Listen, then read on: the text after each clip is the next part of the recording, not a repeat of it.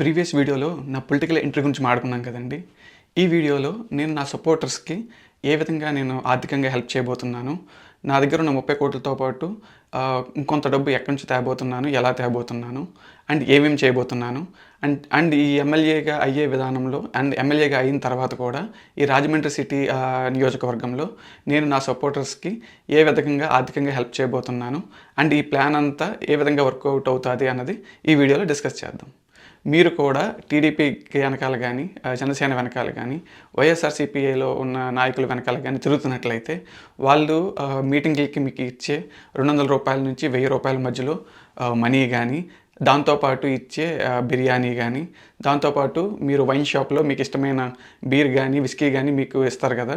So వాటితో పాటు నేను కూడా అడిషనల్గా లీగల్గా మీకు కాంట్రాక్ట్ అగ్రిమెంట్ ఎలా చేయబోతున్నాను, మీకు ఏ విధంగా నేను ఎమ్మెల్యే అయిన తర్వాత ఇవన్నీ చేయబోతున్నాను అన్నది ఈ వీడియోలో మాట్లాడుకుందాం. సో నా దగ్గర మీకు ఫైనాన్షియల్గా బెనిఫిట్గా ఉంది అనిపిస్తే మీరు నా సపోర్టర్స్గా జాయిన్ అవ్వచ్చు అనమాట.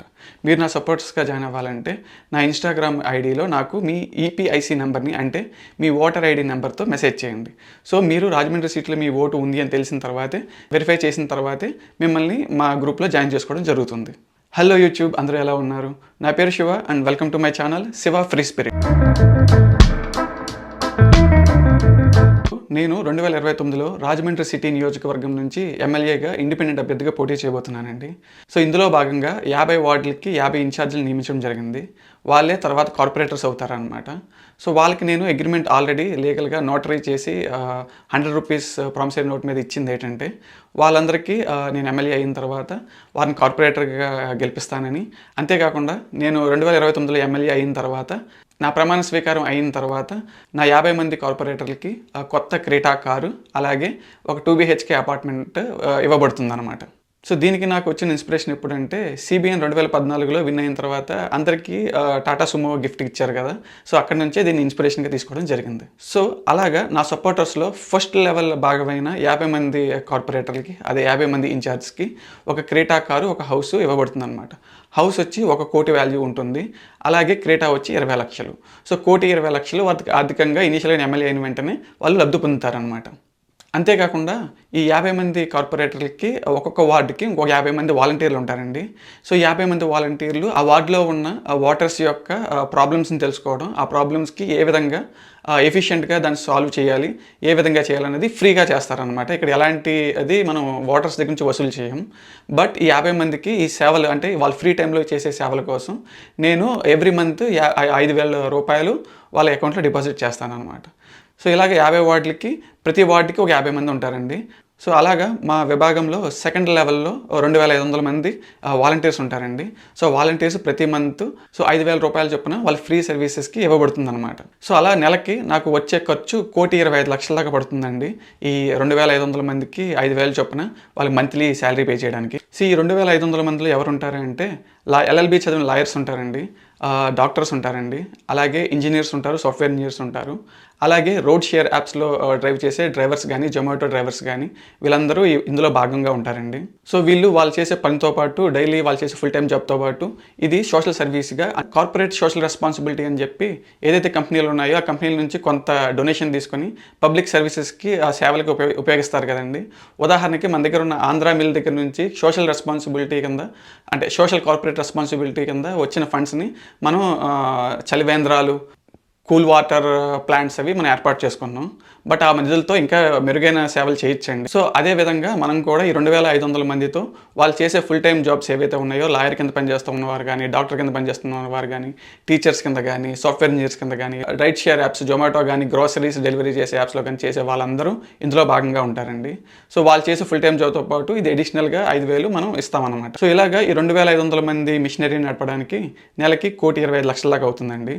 సో సంవత్సరానికి 12 కోట్ల పైనే. సో రౌండ్ ఫిగర్ మనం 12 కోట్లు అవుతుంది అనుకుందాం సంవత్సరానికి. అలాగా 5 సంవత్సరాలు 2029 నుంచి 2034 వరకు ఈ 5 సంవత్సరాలు క్యాలిక్యులేట్ చేసుకుంటే మొత్తం వచ్చి 60 కోట్ల దాకా అవుతుందండి. సో మనం ఏదైతే వార్డ్ ఇన్ఛార్జ్కి, అంటే కాబోయే కార్పొరేటర్స్కి మనం కారు, ఇల్లు ఇస్తామన్నాం కదా. సో కారు వచ్చి 20 లక్షలు అండి, కొత్త క్రీటా కారు. అలాగే ఇల్లు వచ్చి 1 కోటి పడుతుంది. సో అలాగే 50 మందికి ఇల్లు ఇస్తే 50 కోట్లు ఖర్చు అవుతుంది. అలాగే ఈ కారు 20 లక్షలు చొప్పున 50 మందికి ఇస్తే మనకు 10 కోట్లు అవుతుందన్నమాట. సో మొత్తం ఇక్కడ 60 కోట్లు. సో 50 మంది ఇన్ఛార్జ్ ఫస్ట్ లెవెల్‌లో మనం 60 కోట్లు ఇవ్వాలి. తర్వాత సెకండ్ లెవెల్‌లో నేను వాళ్ళకి 5 సంవత్సరాలు శాలరీ ఇవ్వడానికి నాకు 60 కోట్లు అవుతుంది. ఇలా మొత్తం బడ్జెట్ నాకొచ్చి 120 కోట్లండి. సో 120 కోట్లలో నా దగ్గర 30 కోట్లు మాత్రమే ఉన్నాయి. సో మిగిలిన డబ్బు నేను ఎలా తేబోతున్నాను, దానికి నేను ఎలా పే చేయబోతున్నాను, సో ఈ 5 ఇయర్స్ నేను ఏమేమి చేయబోతున్నాను అనేది ఇప్పుడు మాట్లాడుకుందాం. సో ఇక్కడ మనకి స్పాన్సర్స్ ఉంటారండి. స్పాన్సర్స్ అలాగే హార్డ్ మనీ లెండర్స్, అలాగే మనకి పొలిటికల్ ఎఫికేషన్స్ అని ఉంటుంది. సో ఎవరైతే పెద్ద పెద్ద డబ్బున్న వాళ్ళు కానీ, కంపెనీస్ ఉన్న వాళ్ళు కానీ, వాళ్ళ కంపెనీస్ని ఎక్స్పాండ్ చేసుకోవడానికి రైట్ ప్లేస్ కోసం చూస్తూ ఉంటారనమాట. సో వాళ్ళకి మనం ఏదైతే వస్తువులు కల్పించామో వాళ్ళకి ఈజ్ ఆఫ్ డూయింగ్ బిజినెస్లో భాగంగా మనం వాళ్ళకి వస్తువులన్నీ ఎలాంటి ఇబ్బందులు కలిగించకుండా, ఎలాంటి లంచం అడగకుండా, అలాగే గిఫ్ట్లు ఇచ్చి వాళ్ళని లోబర్చుకోవాలని ప్రయత్నించకుండా, అలాగే మరీ వినయం చూపించేసి అయ్యా సార్ అని చేతులు కట్టుకుని వాళ్ళ దగ్గర ఉండి యాక్ట్ చేయకుండా, మనం నీట్గా వాళ్ళకి కావాల్సింది ప్రొవైడ్ చేస్తే వాళ్ళ కార్పొరేట్ సోషల్ రెస్పాన్సిబిలిటీ కింద వాళ్ళకి వచ్చిన మనీలో మనకి ఇస్తారు. సో మంచి డెవలప్మెంట్ ప్లాన్ కనుక మనకు ఉంటే అది కనుక మనం వాళ్ళకి ప్రజెంట్ చేస్తే వాళ్ళే ఇస్తారండి. 120 కోట్లు కాదు, 500 కోట్లు కూడా ఇస్తారు. ఉదాహరణకు మాడుకుంటే మన దగ్గర వాటర్ రిసోర్స్ ఉన్నాయండి రాజమండ్రి సిటీ నియోజకవర్గానికి. సో ఈ పోలవరం ఏదైతే తొందరలో పూర్తవబోతుందో, ఈ పోలవరం పూర్తయిన తర్వాత జరిగే జియోగ్రఫికల్ అంటే భూమిలో జరిగే మార్పుల వల్ల కానీ, లేదా ప్రదేశాలు కొన్ని ప్రాంతాలు మునిగిపోతాయండి, కొన్ని ప్రాంతాలకు వాటర్ ఉండదు. సో ఆ విధంగా చూసుకుంటే మన దగ్గర ఉన్న అబండెంట్ వాటర్కి మంచి కంపెనీస్ కానీ, మంచి ఇండస్ట్రీస్ కానీ చుట్టుపక్కల ఏర్పాటు చేయొచ్చండి.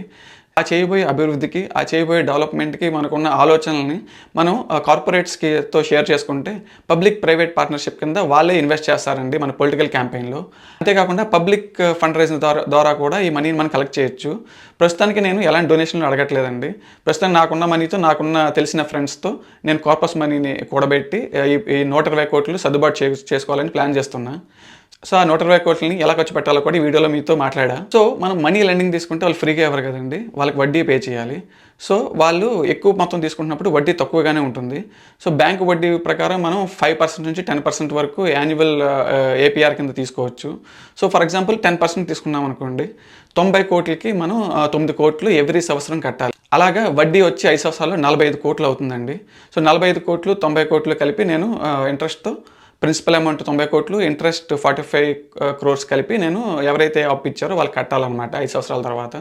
సో ఈ 5 సంవత్సరాల్లో నేను చేయబోయే డెవలప్మెంట్, నేను ఎలాగా మనీని కలెక్ట్ చేయబోతున్నాను, ఆ కలెక్ట్ చేసిన మనీని ఎలా రీపే చేసి, అంతేకాకుండా నాకైతే ఎవరైతే సపోర్ట్ చేశారో వాళ్ళకి ఇంకా ఎక్కువ చెప్పింది కాకుండా చెప్పంది కూడా ఎలా చేయబోతున్నాను అది వచ్చే వీడియోలో మాట్లాడుకుందామండి. మీరు కనుక నేను సపోర్ట్ చేయాలనుకుంటే అర్జెంటుగా మీ ఈపీఐసీ నెంబరు నా ప్రీవియస్ వీడియోలు చూడండి, అది ఎలాగా మీరు ఆన్లైన్లో సెర్చ్ చేయాలో నేను చూపించా. సో అలా చూసి మీ ఈపీఐసీ నెంబర్ని నాకు మెసేజ్ చేయండి. సో ఈ 2500 మందిని అలాగే 50 మంది కార్పొరేటర్లకి నేను లీగల్ ప్రాసెస్ ఇంకా జరుగుతుందండి. ఈ జరిగే ప్రాసెస్ని కంప్లీట్ చేయడానికి అంతా నాకు డెడ్ లైన్ నేను పెట్టుకున్నది ఈ December 31, 2025 అండి. సో ఈ ఇయర్ ఎండ్ అయ్యేసరికి అంటే 2026 స్టార్ట్ అయ్యేసరికి మనకి కంప్లీట్గా 50 మందికి అగ్రిమెంట్ అయిపోతుందండి. అలాగే ఈ 2500 మంది రిక్రూట్మెంట్ కూడా జరుగుతుంది. సో వీళ్ళకి కూడా నేను ప్రామిసరీ నోట్ మీద అగ్రిమెంట్ రూపంలో ఇవ్వబోతున్నానండి. సో అలా కాకుండా ఇప్పుడు కరెంట్ పార్టీలు చేస్తున్నట్టు చెంచాల్లాగా వెనకాల తిప్పించుకోవడం, వాళ్ళకి కుక్కల్లాగా బిర్యానీలు మందు ఇవ్వడం అలా చేయనండి. నేను చేసేది ప్రతిదీ మీరు లీగల్గా కోర్టులో ఛాలెంజ్ చేసే విధంగా, నేను ఏదైనా చెప్పింది మాట తప్పితే నన్ను సూ చేసే విధంగానే ఉంటుంది. సో ప్రతి ఒక్కరితో లీగల్ అగ్రిమెంట్ ఉంటుందండి. ఆ లీగల్ అగ్రిమెంట్ని మీతో వచ్చే రోజుల్లో కూడా మీతో షేర్ చేసుకుంటాను. సో నా ఈ జర్నీలో సపోర్ట్ చేసిన వాళ్ళందరికీ చాలా థ్యాంక్ యూ అండి. మీ సపోర్ట్ని నేను మర్చిపోలేను.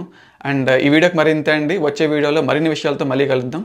Thank you so much for watching. I will see you all in the next video.